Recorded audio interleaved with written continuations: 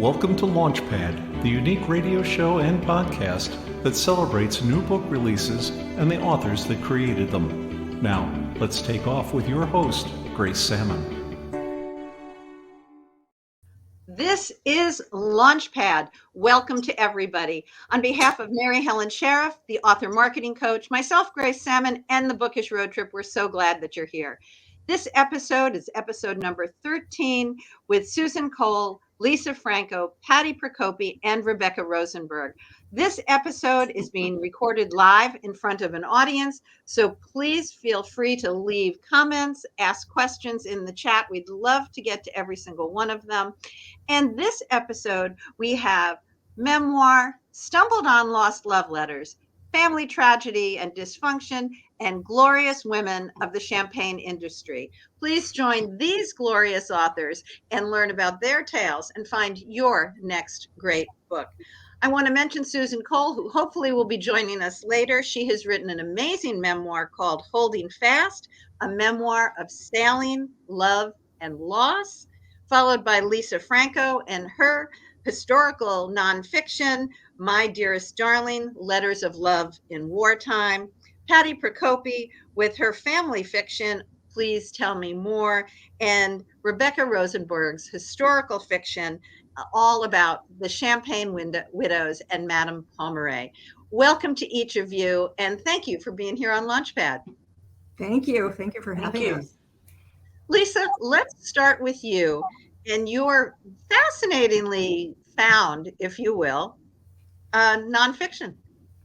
Well, it's My Dearest Darling, as you mentioned, Letters of Love in Wartime.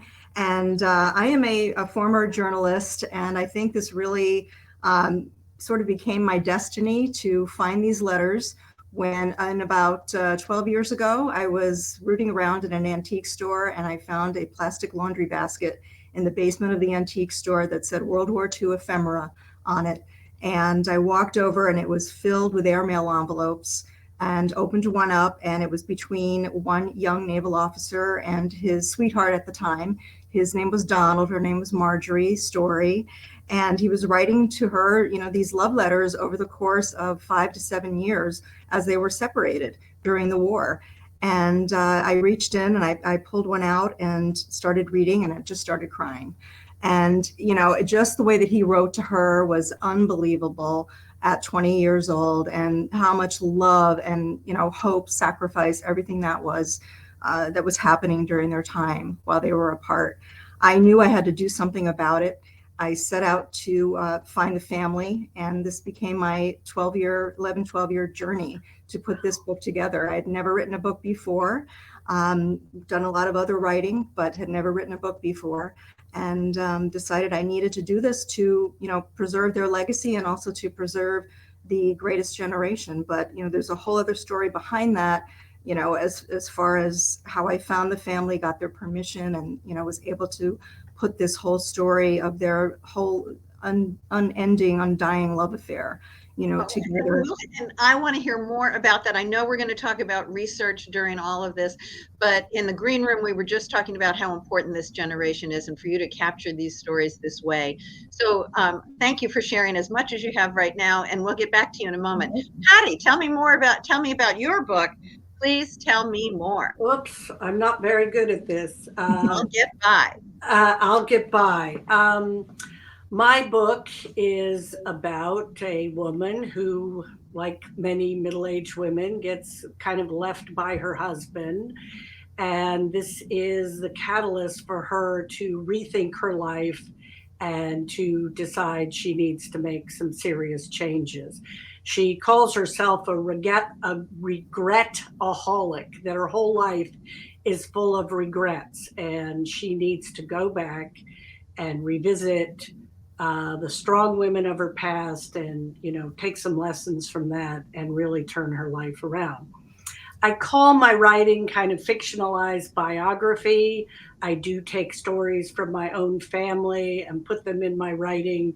I kind of twist them up a bit, only the names have been changed to protect the innocent.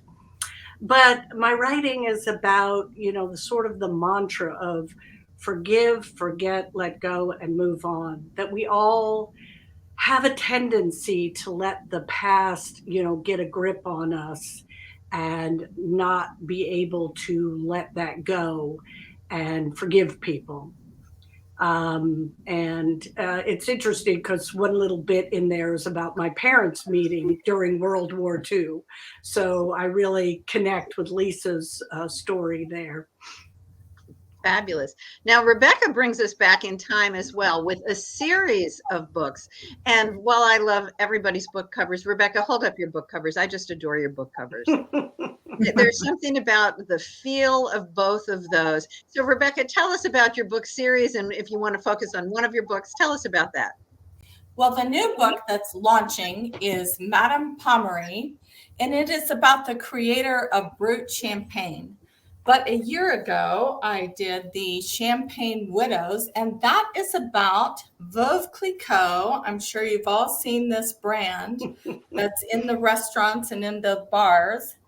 And she was the woman in 1800, Veuve Clicquot, and Veuve means widow, that found out that there was a loophole to the fact that women could not own businesses. She discovered that if you're a widow, you could own a business because you had to support your family. So she, even though she had a few loves in her life, she remained a widow, and she really started Champagne for Women.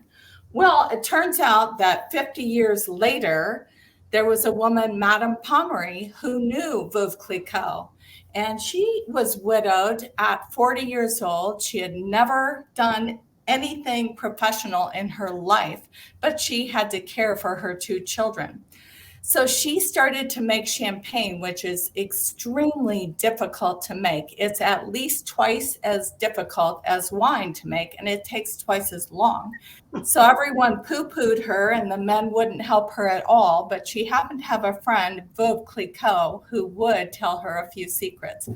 So both of these women, strangely enough, had to fight illnesses of the day that were killing people. They had to fight pandemics. They had to fight wars, not fight in wars, but the men were fighting wars. And actually that gave them a great amount of freedom to do the things that they wanted to do. So that is a little bit about the Champagne Widows and all the tribulations that they had to do to make this glorious drink. Cheers. Can you pass that through, Rebecca? Yes, there you go. You can always count on Rebecca for champagne cocktails. Viewers with us, they love the covers of the books, and they're looking forward to hearing more and more from this panel. Lisa, you mentioned that you really hadn't written, but you have a lot of experience writing and producing Emmy nominations.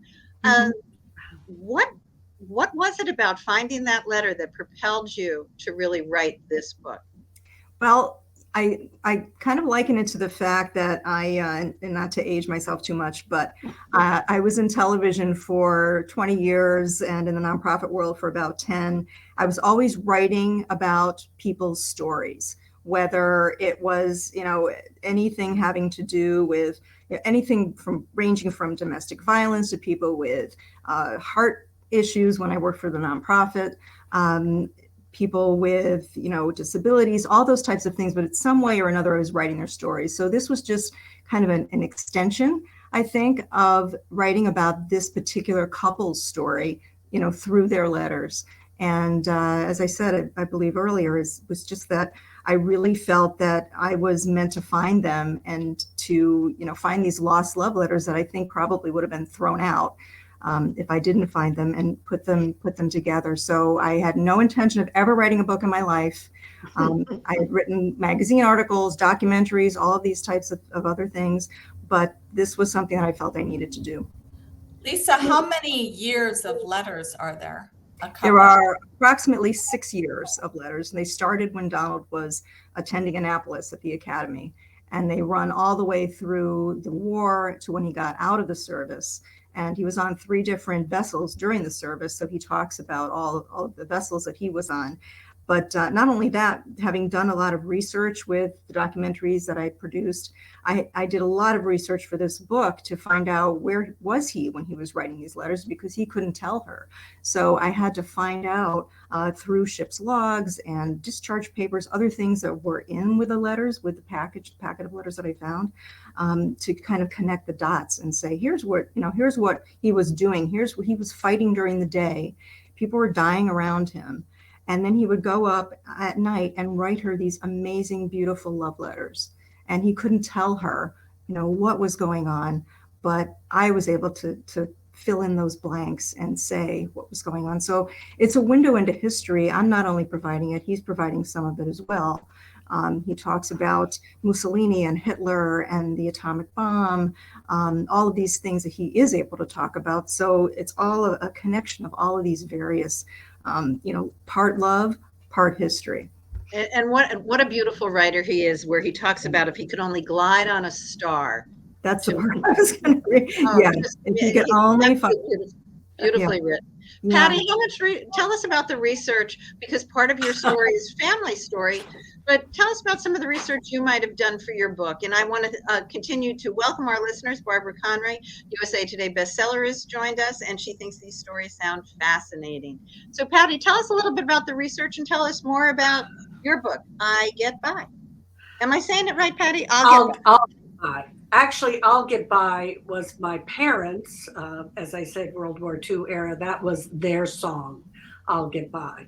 Oh, and so it's mentioned in the book. I'm kind of a lazy writer. I have to say, I don't do a lot of research. I mean, as I said, a lot of my stories are just based on things that have happened to me or stories that have been told. And, sometimes I have to twist them up to make them kind of fit the characters in the story, who are not really me or the people I know, but just similar.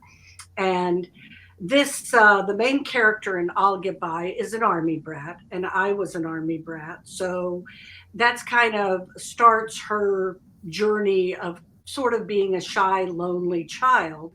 And luckily for me, I had a brother and sister to torment me as we moved around the world. But Jane in I'll Get By doesn't. And her parents are very much in love. Sounds like your characters or your real people. And so they're not abusive parents, but they're just not very tuned in to Jane. And she discovers libraries. Every post that they go to, she discovers the library and becomes a big reader. And that's sort of a personal story. I would always find the post library wherever I went. But I do use Ancestry to fill in some other parts of my family past. Well, I think it's couple was as time goes by, their song as time goes by. So we have a connection there too. It's great. I love making the connections and seeing them. Rebecca, in addition to drinking fine champagne, I know that you had to do a great deal of research for both of your books. Can you talk a little bit about how that research came about? Well, it isn't hard.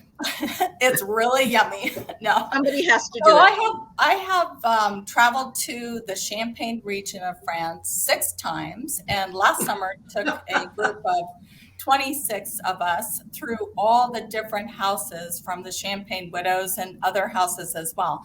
And every time I learned something new. And I want to tell you a funny story. So I have been in contact with the historian of each one of these houses for years as I write these novels. And never once did they tell me that Madame Pommery had a long-time affair with her what was the apprentice in the beginning and ended up running the production and everything. And no one told me that, even though I wondered about it, because he's there and mentioned through the entire history, everything that's happening.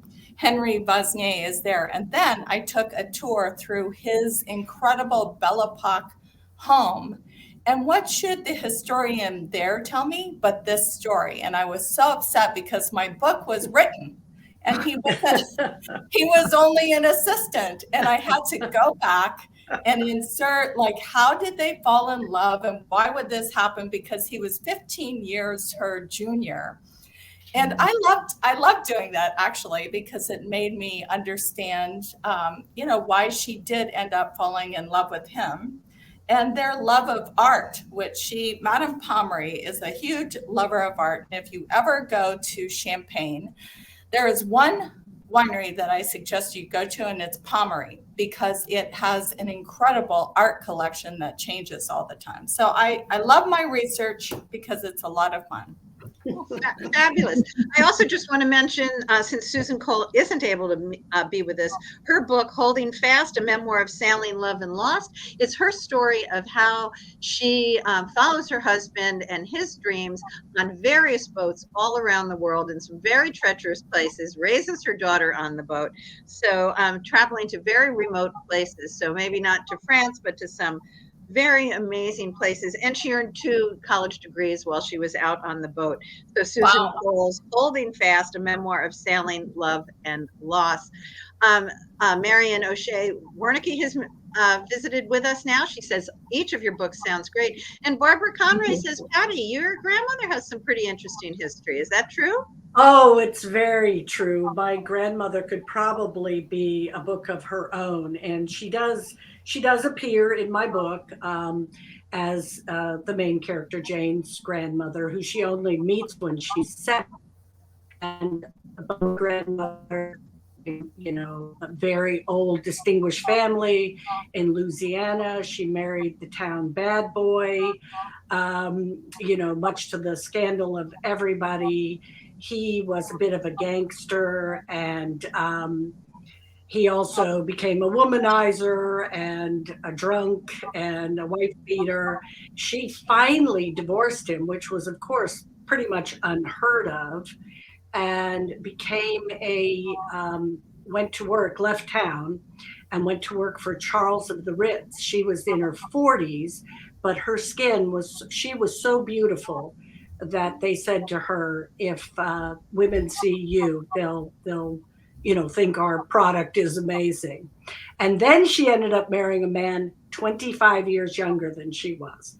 And they stayed married until she passed away at the age of 89. Wow. A great love story. I want to switch a little bit to one of the things that astonishes me every time I talk to authors is how our characters, whether real or imagined, or made from whole cloth in some cases like Patti's. Let's start with you, Rebecca. What did your characters teach you? Well, I wanted to share something with Lisa and the group because, here's Champagne Widows includes letters, Napoleon's letters to Josephine. Wow. And that was astounding. Here is one sentence. Adieu, woman, torment, joy, hope, and soul of my life, whom I love, who I fear, who inspires me, in me, emotions as volcanic as thunder. Really? Actually, so many things came out of that little man. Yeah, so what is cool is he's horrible. Like, he is killing all of France. He ends up killing like 10 million men in war, and he so adores Josephine. And that kind of leads to what you said. Like, what you find out about these characters is astounding through research, and through your letters, and through all your history, Patti. Yeah, it's that adoration comes through in all of these letters. So, Rebecca, though, what did your characters teach you as a person? Oh, well, that I need to get a better letter writer. I need to write better love letters. What did it teach me as a person? I think all of us take something about ourselves. So I think it takes a huge amount of perseverance to be an author. I've now authored 5 books, and it takes every day doing this thing that no one else in the world really cares that you're doing, and you do it anyway. And it seems like all of my characters so far have been doing that. So I think I do it out of sisterhood. I only write about women who existed, who did amazing things despite all the odds. Oh, I love that. Lisa, you met these 2 incredible characters, and did you also meet their families? Yes, I met Marjorie, who is on the cover of the book here when she's in her 20s. But I met her when she was 93, I believe. And I was able to track down the family and get their permission to write this book. And they had never read these letters. So this was the first time they were reading the letters. I'll tell you, there were so many stories over the course of this 11 years. And as you said, you really do have to have tenacity to get a book done, because I could have put it down zillions of times. But I felt I had a duty to the family to do this. Marjorie passed away in 2017. There were only 8 of her letters that survived, but one of them was telling Donald that she was pregnant with her first child. And she passed away. The family had a memorial service, interment for her up on Cape Cod, which is where I found the letters. And I read the letter to the family telling Donald that she was pregnant. And of course, he never got that letter for about 3 months. He didn't know she was pregnant at the time. But so I'm telling you, by him? By him? By him. Yeah. Okay. Yes, That's it was good. his first child. But now the child that she was writing about, that she was pregnant with, was 70 years old when I was reading this letter to the whole family, grandparents, them, their children, great grandchildren. I could barely get through it. And, there were a lot of tears, but it just, it made me feel so good to be able to bring these letters back to them, because they didn't know these letters were lost. They got in there because Donald passed away and they had an estate sale, and they got in there to this antique store by accident. And, what a gift to all of us, and particularly to that family. Yeah. Patti, now your family, you changed the names, as you said. But, what has been your family's reaction to your book? Well, most of the older people, obviously, sadly, are no longer here. But my brother and sister love my books, and they always try and pick out, oh yeah, I remember that, or oh, you mixed that up. And in my first book, Please Tell Me More, it's actually the main character has a brother and a sister. And so my sister and I started calling ourselves by the names of the 2 main characters. And my brother says, oh, what's going to happen to me in the next book? And my kids are sometimes horrified when they read it. They're like, oh my God, Mom, because they recognize things. And then they'll say, did that really happen to you? And I'm like, no, I made that up completely. So yeah, I think most people, even friends of mine who've read the book, say, oh yeah, I remember that. So, but I do try and switch it up a bit.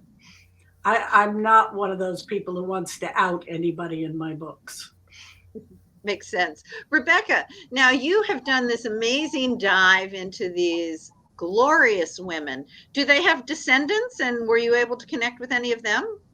They do have descendants, but I mostly went through the champagne houses themselves. And part of the reason that I did that is they have the history. They own the history. And things have changed a lot. And they actually don't use the history very much when they go through the tours and everything, which is sad to me. So I had to really push. But one interesting thing about doing research is when different sources say different things, and probably you 2 have encountered that as well. So there was a General Francis, that actually occupied Madame Pomeroy's house. And yet one source said it was a Prince, Hohenlohe. And another source, and these are like the New York Times and, people who are writing articles then, said that it was my General Francis. And I wrote the historian and said, you're saying it's somebody else than all of my sources say. Never heard back from her. So you have to make a decision. And I had more research that said it was the general. So here she was trying to make champagne. And all of Germany had invaded France through the Franco-Prussian War, and she had the headquarters right in her home. It was astounding. Such amazing stories. We're doing this during Women's History Month, and I'm so struck by each of certainly each of you, but each of your stories as well. Two of you have written multiple books. Lisa, this is your first. Do you have another book behind it? Are you owning bookstores? And this book took 11 years, so I don't think I can do another 11-year project. I always say never say never. I do have something possibly in my mind that I might want to do, which won't be nonfiction.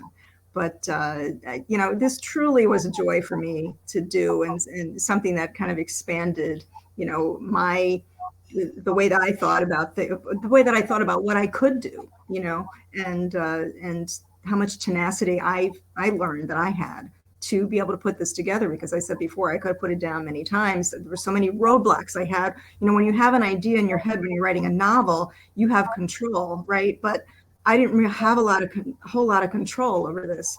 I had to get permission. I had to do the research. I had to try to put things together. They weren't my ideas, so there were a lot of times where I could have put it down, but I knew I needed to do it. And I really learned a lot about myself through the whole process.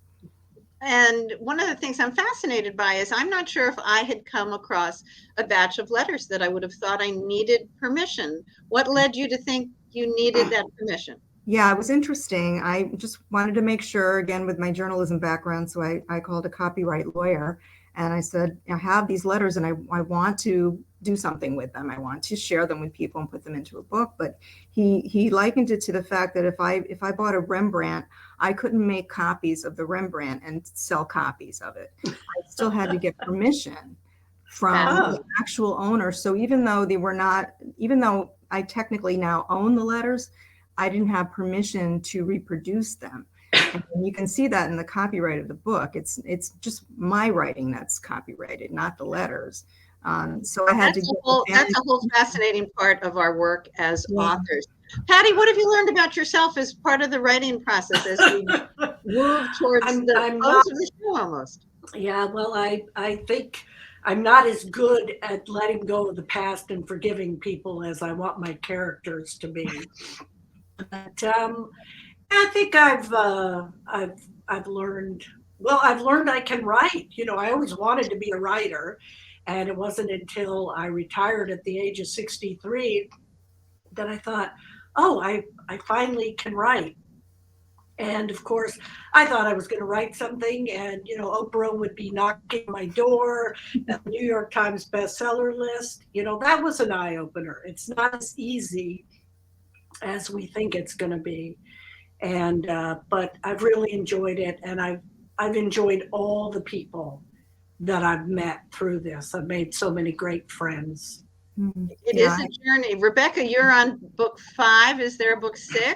Wow. Yes, I'm actually writing. I want to go back to Lisa and say the first book that I wrote took at least 10 years to write, and it was not the first one I published. So it gets easier. The first one, you're teaching yourself how to write and what you have to do.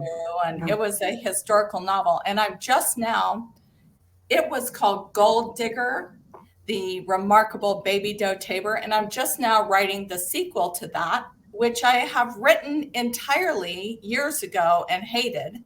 And now I'm going to tackle it again, because some stories, like both of yours, you just can't let go somehow. It keeps saying, you've got to tell this story, and too bad that you think it's too hard to tell. Go ahead, do it. It's amazing how sometimes we beat ourselves up, but I really, I have so much awe for other people who I've met so many other authors, so much awe for them, for being able to do this and accomplish this, because it's a huge accomplishment to be able to do this, and we should applaud ourselves too, for doing it. One of the things Rebecca always talks about with her women is that they are glorious women, and each of you are glorious authors.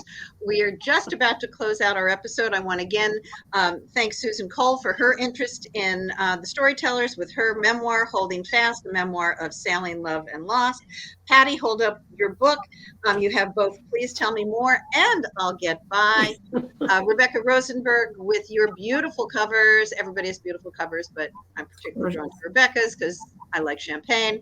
And Lisa Franco with your beautifully written letters and book, My Dearest Darling, Letters of Love in Wartime. Just quickly tell everybody where they can find your books. Patti.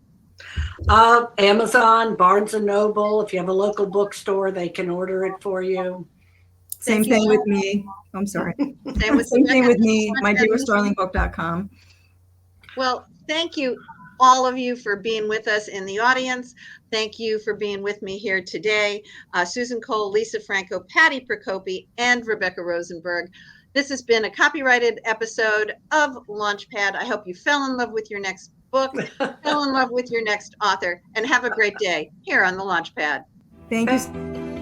This episode is copyrighted by Grace Sammon and Authors on the Air Global Radio Network.